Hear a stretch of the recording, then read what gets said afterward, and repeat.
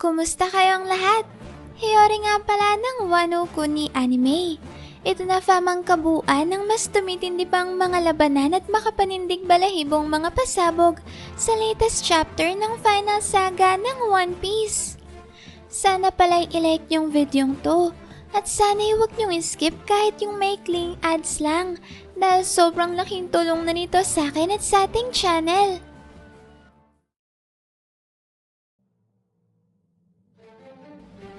Kagad ngang nagsimula ang chapter na to fam sa pagpapatuloy ng makapigil hiningang eksena kung saan muntik-muntika na ngang tapusin ni Im-sama ang buhay ni Luffy sa pamamagitan lang ng isang malakas na atake. Subalit sa huling sandali bago tuluyang kumonekta ang nakamamatay na atake ni Imu, ay doon rin naman saktong lumitaw si Scupper Gaban upang salagyan ng finishing blow ng King of the World. Dahil dyan fa, may matagumpay na niligtas ni Gaban si Luffy mula sa tiyak na kamatayan at napalayo ito mula sa mga kamay ni Im-sama. Sa sumunod na panel naman ay makikita natin si Im-sama na seryosong nakatitig kay Gaban at tila ba tinatanong ang kanyang sarili kung sino bang misteryosong individual na ito na nagligtas sa buhay ni Luffy. Hindi naman nga tulad ni Im-sama ay napuno pa ng malaking ngiti ang mukha ni Gaban na para bang inaasar si Imu dahil madali niya lang nasalagang pinakawalan nitong malakas na atake. At sa dulo naman ng panel ay makikita natin ang halos wala ng malay na mukha ni Luffy na hanggang sa puntong to ay nananatili pa rin nakapako ang katawan sa bahagi ng puno kung saan nakasaksak ang dalawang maalamat na sandata ni Im-sama.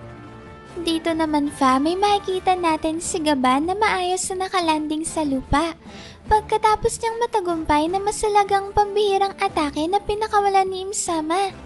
Mapapansin rin natin sa likod ni Gaban ang pinaghati-hati niyang dambuhalang puno na pinagpakuan ni Im-sama kay Luffy bago niya ito nagawang may ligtas.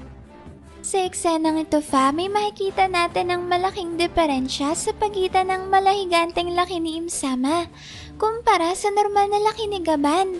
Kaya naman dahil dyan ay mas lalo tuloy naging nakakamangha na walang kahirap-hirap na natapatan ni Gaban ng pinakawalang malakas na atake ni Im-sama. Ang parehong atake na naglalayong tumapos sa buhay ni Luffy. And speaking of Luffy fam, ay makikita natin siya ngayon na nakapako pa rin sa isang bahagi ng puno na hinati ni Gaban. At habang nasa ere, bigla na lang tong tumama at tumalbog ng malakas sa kalapit na puno. Dahilan upang matanggal na sa wakas ang dalawang maalamat na espada ni Im-sama sa pagkakatarak ng mga ito sa katawan ni Luffy. Sa kabila naman fam ng pagiging one-sided ng laban ni Imu at Luffy, pati na rin ang naunang laban nila ni Prince Loki, ay mapapansin natin dito na mukhang nagsisimula ng mapagod ang King of the World dahil ngayon ay tila ba'y nahabol na niya ang kanyang paghinga. Habang hinihingal naman si Im-sama ay makikita natin si Gaban na pinapaikot ang kanyang dalawang palakol pagkatapos niyang may sagawa ang kanyang huling atake. At sa kanyang likuran naman ay mapapansin rin natin ang legendary weapons na Emptiness Blade Vohu at Sea God Sword Pragarach na kasalukuyang nasa ere pagkatapos sa matanggal ang mga ito sa pagkakatarak sa katawan ni Luffy. Dito fa may napasigaw pa nga ng napakalakas si Luffy nang dahil sa sobrang sakit. Habang si Im-sama naman ay hindi na nag-aksepa ng oras at dali-daling inatake si Gaban sa pamamagitan ng mabilis na pagwasiwas sa malamat na Axe of Shengtian. Subalit sa puntong ang humawi ng dambuhalang palakol sa mismong kinatatayuan ni Gaban, ay bigla-bigla na lang tong nawala. Makikita naman natin sa sumunod na panel na tumalon pala ng mataas si Gaban at tinusok ang isa sa kanyang mga palakol sa sanga ng puno sa itaas ni Im-sama dahilan upang maiwasan niya ang paparating na atake. Habang nakabitin naman si Gaban ay walang pakundangan niyang ininsulto si Imu at sinabing sobrang nakakadiri daw pala ng itsura ng King of the World. At sa sobrang sama nga ng itsura nito ay nakakasiguro siya na wala pa siyang nakikitang ganito kapangit sa buong mundo. Sa kabila naman ng matinding panginsulto ni Gaban ay hindi siya pinansin ni Im-sama At bagkus na magalit ay diretsahan niyang tinanong si Gaban kung sino raw ba siya at kung ano raw ba ang ginagawa niya ngayon sa Elbaf. Sumagot naman si Gaban at sinabing siya lang naman raw ang isa sa mga iilang individual na nakakaunawa sa totoong kalagayan ng mundong to. Tila bigla namang natigilan si Imsama sa naging kasagutan na yan ni Gaban, kaya dito'y bigla na lang siyang napatahimik at nag-isip. Pagkatapos naman fam ng maikling interaksyon na yan sa pagitan ni Imsama at Gaban ay makikita na natin ngayon si Gaban na sandaling tumalikod kay Imsama at dahan-dahang lumakad papalayo. Nanatili namang walang imik si Imsama at tahimik lang na inobserbahan ang sumunod na gagawin ni Gaban.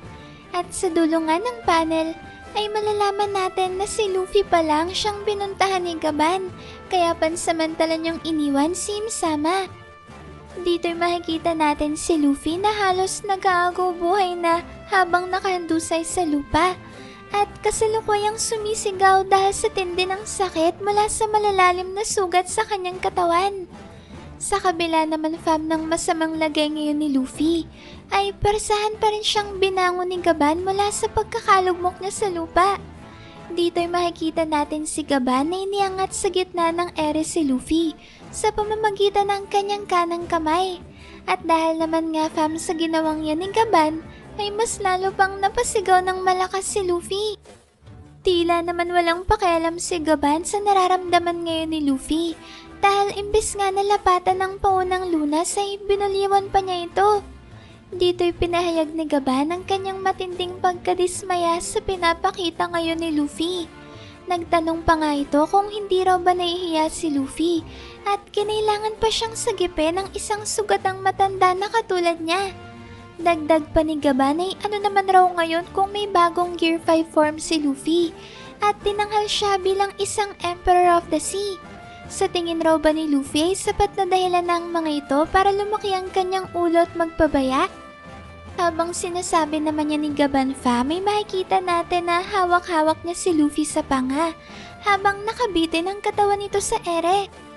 Tila bigla namang bumalik sa katinoan si Luffy at sinabing nasasaktan raw siya sa ginagawa ngayon ni Gaban sa kanya. At kahit nga fam si Imsama ay kinalito ang paninermo ni Gaban kay Luffy.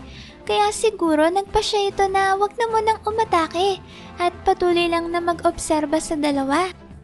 Dito fam ay nagpatuloy si Gaban sa kanyang ginagawa at galit na tinanong si Luffy kung gusto na raw ba nitong mamatay ngayon sa Elbaf. Umaaray namang sumagot si Luffy at sinabing hindi raw siya mamamatay dito ngayon. Pagkasabi niya ni Luffy ay inutusan naman niya si Gaban na alisin ng mahigpit na pagkakahawak nito sa kanyang panga dahil labis na nga raw siyang nasasaktan. Hindi naman yan pinansin ni Gaban at galit na sinabi na si pinapakita raw ngayon ni Luffy ay baka mas makakabuti pa kung mamatay na lang siya ngayon. Dito ay tinawag ni Gaban na kaawa-awang kalagayan ngayon ni Luffy. At pagkatapos ay tinanong niya ito kung ano raw ba sa tingin niyang mangyayari kapag namatay nga siya ngayon sa laban nila ni Imsama. Pagkatanong niya ni Gaban ay nangihina namang sumagot si Luffy at sinabing kapag namatay raw siya ngayon ay hindi na niya magagawa pang mailigtas ang bayan ng kanyang mga kaibigan. Sinang-ayunan naman ni Gaban ang naging sagot na yan ni Luffy. At pagkatapos ay tinanong niya ulit ito kung ano naman raw ang mangyayari sa kanyang crew na dinala niya hanggang sa bahaging ito ng karagatan sa oras na siya ay mamatay na. Muli namang sumagot si Luffy at hinihingal na sinabing kung sakali man nga raw na mamamatay na siya dito pa lang ay siguradong malalagay sa panganib ang buhay ng kanyang crew. Sinang-ayunan naman ulit ni Gaban ang naging sagot na yan ni Luffy. At dito'y sinabi niya na itatak raw ni Luffy sa kanyang isipan na habang mas umaangat ang kanyang pangalan sa karagatan, ay mas lalo ring dumadami ang mga kalaban na humahabol sa kanya. Ipinaliwanag rin dito ni Gaban na ang titulo nga raw ng pagiging hari ng mga pirata ay para lamang sa individual na ang kamatayan ay pinagdiriwang ng lahat. At ito ay sa kadahilan ng ang lahat ay nangangarap na pumalit at maupo sa trono ng Pirate King. Dagdag pa ni Gaban, kung hanggang sa puntong to raw ay iniisip pa rin ni Luffy na ang pagiging isang Pirate King ay madali lang at puno ng kasiyahan at kapayapaan, ay wag na raw silang pahirapan pa ni Luffy at umuwi na lang raw siya sa kung sang lupalop siya nagmula. Sinabi ni Gaban na kung ganito nga raw talaga ang iniisip ni Luffy, ay nagkakamali siya ng pinapangarap dahil ang pagiging Pirate King ay hindi basta-basta simpleng bagay lang. Dito na fam sinabihan ni Gaban si Luffy na tumabi at umalis sa kanyang dadaanan dahil meron pa raw siyang laban na kailangang tapusin. At pagkasabi niya ni Gaban ay tsaka naman niya binato sa malayo ang katawan ni Luffy. Dito fam ay makikita natin ang katawan ni Luffy na mabilis na tumatalsik papalayo mula sa kinatatayuan ni Gaban. At habang nangyayari yan ay makikita naman nga natin si Im-sama na ngayon ay nananatili pa rin hindi gumagawa ng anumang aksyon at patuloy lang sa tahimik na pagmamasid sa mga nangyayari. Samantala namang lumilipad sa ere ang katawan ni Luffy ay inis na inis niyang sinumpa si Gaban na sinasabing sino raw bang matandang yon sa akala niya para lipustahin siya ng ganon. Dagdag pa ni Luffy ay maghanda raw ang matanda dahil ipapakita niya dito kung ano talaga ang kaya niyang gawin. Pagkatapos niyan fam ay bumalik na ulit ang eksena kay Scopper Gaban na ngayon ay mabilis na naihanda ang kanyang dalawang palakol upang maglunsad ng pag-atake laban kay Im-sama. Dito ay ginamit ni Gaban ang kanyang Praying Mantis Axe style at pagkatapos ay pinakawala ng kanyang technique na Mantis Plum Attack papunta kay Imo. Sa technique na yun fam ay tumalon papunta sa direksyon ni Im-sama si Gaban at sabay na inihambalas ang kanyang dalawang palakol pababa sa katawan ng King of the World. Yun nga lang ay mabilis ring nakakilos si Im-sama at madaling nasalagang atake niya ni Gaban. Habang nangyayari naman nga yan fam ay tinanong ni Im-sama si Gaban kung seryoso raw ba ito sa ginagawa nitong pagliligtas at pagprotekta kay Straw Hat Luffy. Sumagot naman ang patanong si Gaban at sinabing hindi raw ba nilalayo ni Imo na tapusin ang buhay ni Luffy. Kinumpirma naman ito ni Im-sama at sinabing intensyon niya nga raw talaga na paslangin si Luffy. Samantala naman fam na nagaganap ang salpukan na yan ni Gaban at Im-sama ay sabay rin nating makikita ang katawan ni Luffy na tuluyan na palang bumagsak sa lupa pagkatapos siyang may hagis ni Gaban sa malayo. Dito naman fam ay nagpatuloy ng pagpapalitan ng atake ni Im-sama at Gaban kung saan nakakabilib makita na madali lang nasasabayan ni Gaban ang bawat pag-atake ni Im-sama sa kabila ng paggamit nito ng maalamat na mga sandata mula sa First 20 Kings na nagtatag ng World Government. Samantala namang diretsyo pa rin ang salpukan ni Gaban at Im-sama sa himpapawid ng Sunrealm ay bigla-bigla na lang napangiti si Gaban at dito ay tinanong niya kung naalala raw ba talaga ni Im-sama si Joy Boy kay Luffy. Tila naman medyo kanainis ni Im-sama ang tanong na yan ni Gaban kaya tinanong niya ito pabalik kung sino raw ba talaga siya at kung ano raw ba ang nalalaman niya tungkol sa kanya. At sa sobrang pagkainis nga dito ni Imo kay Gaban fam ay bigla tong napabunot ng panibagong malamat na sandata na nagngangalang Honebami Toshiro. Ito fam yung unang legendary weapon na katana na pinalabas ni Im-sama. Kaya maaari itong mga hulugan ng isa sa mga 20 hari na nagtatag ng World Government 8 taong nakakaraan ay isang samurai mula sa bayan ng Wano. At dahil nga bumunot na naman ng panibagong legendary weapon si Im-sama, ay 2 maalamat na sandata na ang gamit niya ngayon laban kay Gaban. Una yung dambuhalang palakol na Axe of Shingtian na tinatawag ring Axe of Punishing Heaven. At ang ikalawa naman ay ang kakaibang katana na Honebami Toshiro ng isa pang pangalan ay Bone Devourer. Sa eksenang to'y makikita natin si Im-sama na ginamit ang Honebami Toshiro upang magpakawala ng isang atake, kung saan mula nga sa talim ng maalamat na katana ay lumabas ang isang malaahas na espiritu na mabilis namang sumugod kay Gaban. Habang sinasagawa ni Imo ang ataking yan fam ay muli naman niyang tinanong si Gaban kung ano raw ba talagang nalalaman nito tungkol sa kanya. Nakangiti namang sumagot si Gaban at sinabing ang lahat raw ng kanyang nalalaman tungkol kay Imsama ay nagmula pa mismo kay Joy Boy. Pahabol pa dito ni Gaban ay wag raw sana siyang mapagkamalian ni Imsama dahil hindi naman raw siya basta-basta na lang susunod sa isang individual na hindi niya nakilala o personal na nakausap. Paglilinaw pa dito ni Gaban ay ang tangi niya lang naman raw hinahangad ay ang makitang matupad sa dulo ang matagal nang pinapangarap ng kanilang kapitan.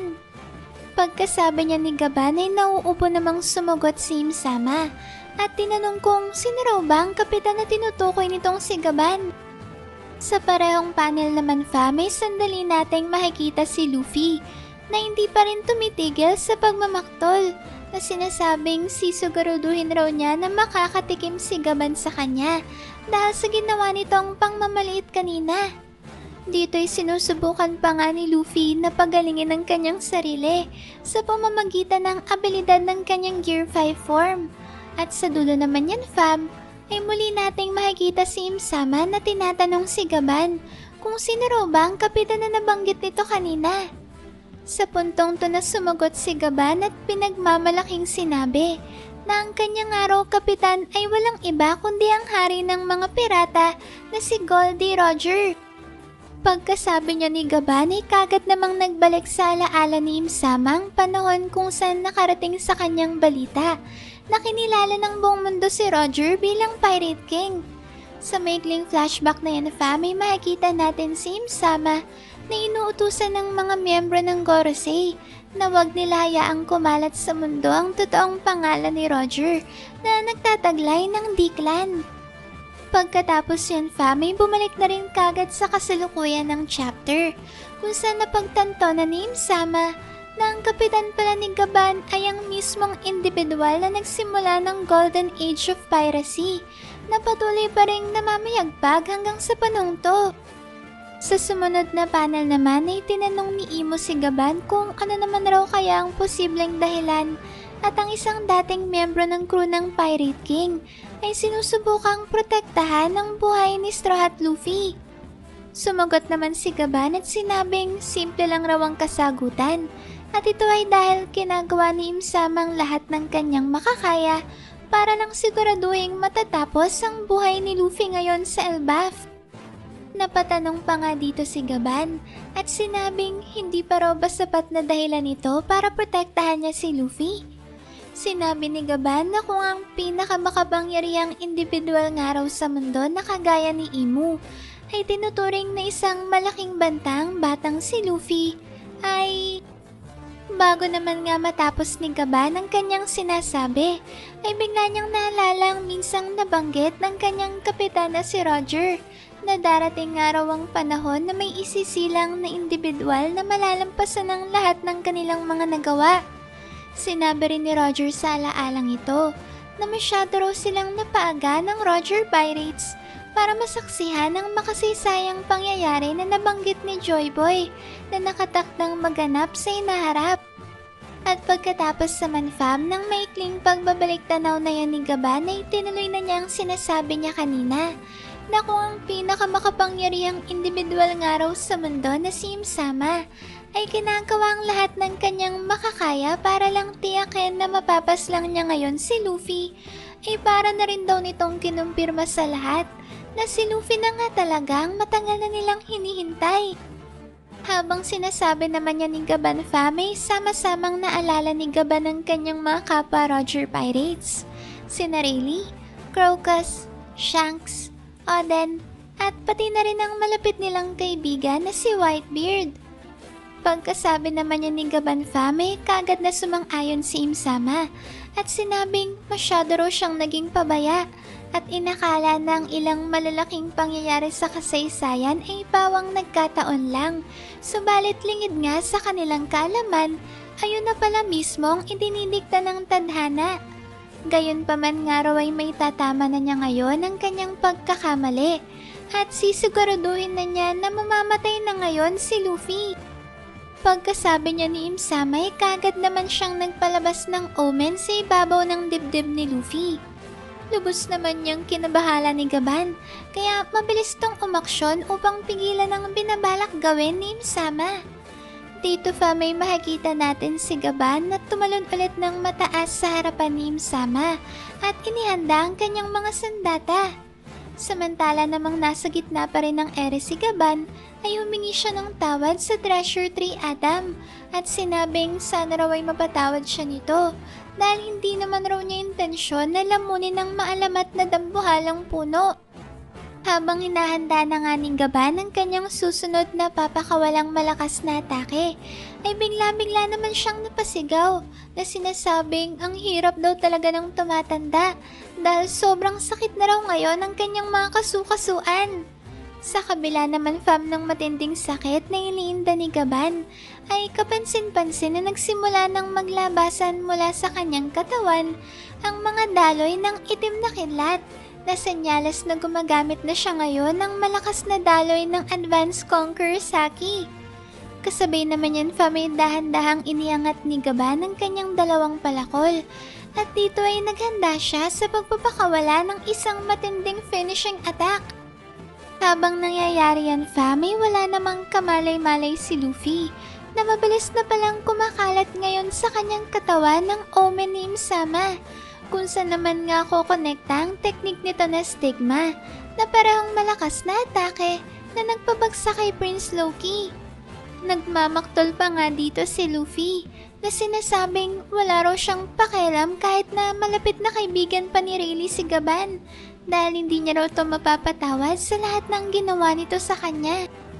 Sa puntong to na rin papakawala na sana ni Imsama ang stigma upang tuluyang tapusin si Luffy. Yun nga lang ay biglang natigilan si Imsama nang simulang pakawalan ni Gaban ang kanyang malahalimaw sa lakas na finishing attack na tinawag niyang Kamudo.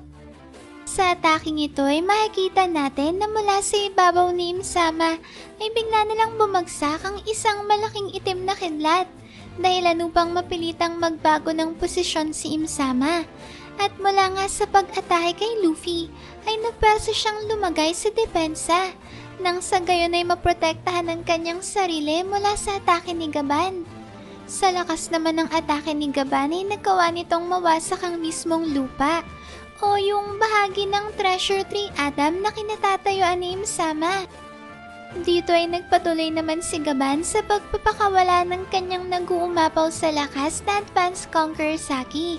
At mula nga sa gitna ng himpapawid ay walang tigil na bumagsak kay Imsama ang malalaking itim na kidlat na pinapalabas ng sinasagawang atake ni Gaban ngayon. Makikita rin naman natin dito si Imsama na hindi na magawang makapaglunsad ng kanyang sariling atake dahil sa oras nga na ibaba niyang kanyang depensa ay siguradong mapaparusahan siya ng pambihirang persa ng pinapakawala ng kaliwang kamay ng Pirate King. Kahit nga sa mismong ekspresyon ng mukha ni Imsama ay kitang-kita kung gaano talaga kalakas ang kinakaharap niya ngayong kalaban. At kung sa naging laban niya kina Prince Loki at Luffy, di na ba naglalaro lang si Imsama, ngayon naman ay para bang napilitan siyang magseryoso kontra kay Gaban. Dito'y inamin pa nga ni Imsama na bagaman nga raw matanda na ngayon si Gaban, ay nananatili pa rin tong miyembro ng crew ng Pirate King dahil nga sa pinapakita nitong pambihirang lakas. Medyo napangiti naman si Gaban sa naging pagkilala ni Imsama sa kanyang taglay na lakas. At sa dulo niyan may nagpatuloy naman sa pagsasalita si Imsama at tinanong niya si Gaban kung bakit raw ba gano'n na lang kalaki ang tiwala niya kay Luffy at handa niyang gawin ang lahat may ligtas lang ang buhay nito. Bago naman sagutin ni Gaban ang katanungan na yan ni Imsama, ay pinakawalan niya muna ang kanyang pinakamalakas na atake, ang Yachi Takeru o 8,000/Grim Throng. Sa ataking ito hindi na kinailangan pang umalis ni Gaban mula sa kanyang kasalukuyang posisyon at imbes nga na sumugod papunta kay Imsama, ay nagpaula na lang siya ng hindi mabilang na napakalalakas na mga flying slashes pababa sa kinaroroonan ni Imsama. At dahil nga fam sobrang dami ng mga flying slashes na pinakawalan ni Gaban, ay halos hindi na natin makita kung ano na bang nangyari kay Imsama. At ang tanging maririnig na lang natin mula sa kanya ay ang pagbanggit niya ng pangalan ng maalamat na espada na huli niyang pinalabas kanina, ang Honebami Toshiro. Dito pa may makikita na natin si Imsama na ginamit ang parehong legendary weapon sa magkabila niyang kamay para sa lagyan ng ultimate attack na pinakawalan ni Gaban. At habang nangyayari naman yan, ay sinagot na ni Gaban ang katanungan ni Imsama sa kanya kanina at sinabing hindi lang naman raw siyang may malaking tiwala kay Luffy dahil kahit nga raw si Imsama mismo ay malaki rin ang paniniwala kay Luffy. At yun raw ang dahilan kaya ganun na lang ang pagnanais ni Imsama na tapusin ang buhay nito ngayon sa Elbap. Pagkasabi niya ni Gaban ay mapapansin naman natin ang tumutulong dugo mula sa ibabaw ng kanang mata ni Imsama na nagpapakitang matindi na ang tinatanggap niyang pinsala mula sa pinakawalang atake ni Mountain Eater. Sa sobrang tindi nga fam ng atake ni Gaban, ay nagawa nitong mawasak ang isang buong dampuhalang sanga ng Treasure Tree Adam kung saan sila naglalaban ngayon ni Imsama. Makikita natin ang bahaging yun ng kagubatan ng Sunrealm na tuluyan ng nagkahati-hati at kasalukuyang bumubulusok pababa sa Underworld na siyang pinakailalim na bahagi ng Elbaf. Hindi na nga nagtagal fam at tuluyan ng pumagsak ang higanteng sanga ng Treasure Tree Adam pababa sa nagyayalong kalupaan ng Underworld. Sa puntong to naman lumipat ang chapter sa grupo ni na Prince Loki at ng Straw Hats na malapit sa Walrus School at Owl Library sa Sunrealm. Habang nilalapatan nga ng paunang lunas ni Gerd ang katawan ni Prince Loki, natatad ng malalalim na mga sugat, ay bigla na lang napansin ng dalawang nag-uumapaw na pwersa mula sa huling ataking pinakawala ni Gaban. Dahil dyan fam ay napatanong si Nami kung si Luffy raw bang pinagmula ng malakas na ataking yon. Kagad namang sumagot si Usopp at sinabing hindi raw kay Luffy nagmula ang nakakapangilabot na pwersa. Dagdag pa niya ay bukod nga raw kay Luffy at sa kanilang misteryosong kalaban, ay meron pang isang individual na nasa lugar na yun ngayon. Isang malahalimaw sa lakas na individual na siyang pinagmula ng matinding atake. Sa dulo naman ng chapter fam, may makikita na natin ngayon si Gaban na nakahandusay sa Underworld. Duguan at putol na ang kaliwang kamay. Talagang nakakabiglang eksenang yan fam, na sa halip nga na si Imsamang makita nating sugatan pagkatapos ng nakakabilib na atake ni Gaban, ay si Gaban pa pala mismong humantong sa ganyang kalagayan sa dulo ng kanilang salpukan. Pagkatapos naman fam ay makikita natin ang hindi makapaniwalang reaksyon ni Luffy dahil pagkatapos nga siyang may ligtas ni Gaban, ay si Gaban naman ngayon ang nalalagay sa alanganin ng buhay. Sa ngayon ay hindi pa natin masabi kung ang matinding pinsala bang tinamo dito ni Gaban ay nagmula sa legendary weapon ni Imsama o ito ba ang negatibong epekto ng nakakamanghang lakas na ginamit ni Mountain Eater mula sa huli niyang pinakawalang malakas na atake. Kumbaga fam, sa sobrang lakas ng pinakawalang pwersa ni Gaban ay may posibilidad na napinsala rin ito ang kanya mismong sariling katawan. Pero alam nyo fam, ang mas matindi pa dyan ay malalaman natin sa susunod na chapter na hindi lang pala si Gaban ang tumanggap ng malaking pinsala mula sa matinding salpukan nila ni Imsama. Makikita kasi natin ngayon si Imu na nakahandusay sa nagyayalong kalupaan ng Underworld at duguan ang pareho niyang ulo at katawan. Dito'y sinabi ni Imsama na hindi niya raw akalain na ang crew pala ng Pirate King ay magiging malaking problema sa hinaharap. At pagkasabi niya ni Imsama ay unti-unti namang nagbago ang anyo ng kanyang katawan, kung saan bigla na lang naging kulay itim ang kanyang braso at ang sungay sa harapan ng kanyang ulo ay mas lalo pang lumaki. Hindi lang yan fam, dahil pati na nga ang kanyang buong katawan ay mas lalo pang lumaki ngayon. Dito ay mukhang gumamit ng mas malakas na mythical Zoan transformation si Imsama, nang sa gayon ay mabilis siyang makarecover mula sa matitinding pinsala na kanyang nakuha mula sa malakas na atake ni Gaban. Pagkatapos yun fam ay kagad namang nagtungo si Imsama sa kinaroroonan ni Gaban at dito'y pinuri niya ito at sinabing talagang kahanga-hanga raw na isang braso lang ang naputol kay Mountain Eater pagkatapos itong tumanggap ng atake mula sa Honebami Toshiro. Habang sinasabi naman niya ni Imsama ay makikita na natin ngayon ang kanyang nakakakilabot na bagong anyo. At sa dulo ng eksenang yan fam, ay sinagot naman ni Gaban ang naging papuri sa kanya ni Imo. At sinabing siya pa nga raw ang dapat na mabilib kay Imsama dahil nagagawa pa raw nitong makakilos kahit na buong perso nitong tinanggap ang kanyang pinakawalang atake. Hindi naman makapaniwala si Luffy sa panibagong transformation ni Imsama. Habang si Gaban naman ay sinabihan si Luffy na tipunin na ang kanyang crew at umalis na sa lalong madaling panahon papalayo sa Elbaf. Naiinis namang sumagot ng pasigaw si Luffy at sinabing kailanman raw ay hindi niya papabayaang masakop ng kalaban ng Elbaf. Sumagot naman ulit si Gaban at sinabing para na nga raw isang patay na naglalakad si Luffy, kaya paano pa ba siya makakalaban para ipagtanggol ang Elbaf? Muli namang sumagot si Luffy at sinabing ganun rin naman daw ang kalagayan ni Gaban, kaya parehas lang sila ng sitwasyon ngayon. Pagkatapos naman fam ng bangayan na yan ni Gaban at Luffy, ay makikita nating nasa akto na pala si Imsama ng pag-atake para tapusin ang kanilang laban. Wala namang magawa si Luffy kundi ang sumigaw na lang upang patakbuhin si Gaban. Mabuti na lang talaga at bago pa nga tuluyang kumonekta ang atake ni Imsama kay Gaban, ay sakto rin namang dumating si Hyruden at pinalipad si Imsama sa pamamagitan ng kanyang signature attack na Gungnir. Pagkatapos yan fam ay si Hyruden naman ang siyang sinabihan ni Gaban na tumakas dahil alam niyang wala siyang tsansang manalo ngayon laban kay Imsama.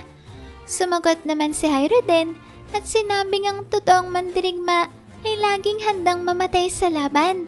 Dagdag pa niya ay ayos lang naman raw na masawi siya ngayon dahil andyan pa naman raw ang kanyang kapatid na si Prince Loki para pamunuan ng Elbaf.